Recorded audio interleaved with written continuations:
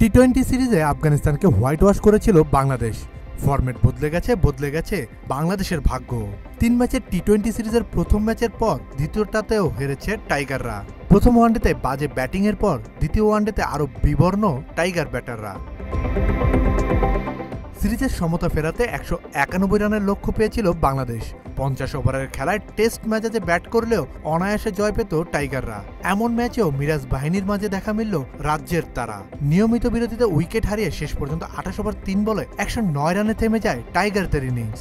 ওয়ানডেতে যা আফগানিস্তানের বিপক্ষে বাংলাদেশের সর্বনিম্ন স্কোর। 81 রানের জয়ে এক ম্যাচ হাতে রেখে সিরিজ জিতল আফগানিস্তান। আর টানা চতুর্থ সিরিজ হারের স্বাদ পেল বাংলাদেশ।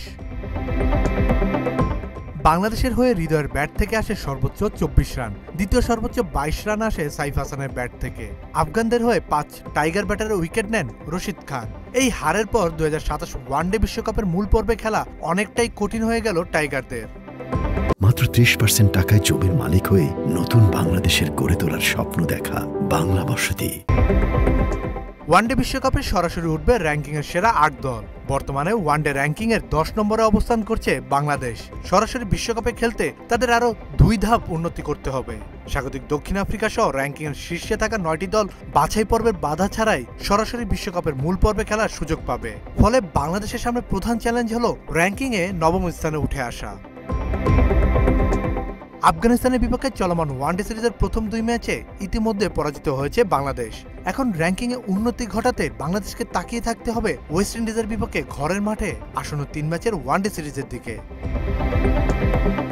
সিরিজে হেরে যাওয়ায় ওয়েস্ট ইন্ডিজকে হোয়াইট ওয়াশ করার বিকল্প থাকবে না টাইগারদের সামনে। 2027 সালের 31 মার্চ পর্যন্ত সময়ের মধ্যে আইসিসি র্যাঙ্কিং শীর্ষে থাকা স্বাগতিক দক্ষিণ আফ্রিকা সহ 9টি দল সরাসরি বিশ্বকাপ খেলার সুযোগ পাবে। এই সময়ের মধ্যে বাংলাদেশের তুলনায় বেশি ম্যাচ খেলার সুযোগ পাবে ওয়েস্ট ইন্ডিজ। কাজী পাপ্পু, বাংলা এডিশন।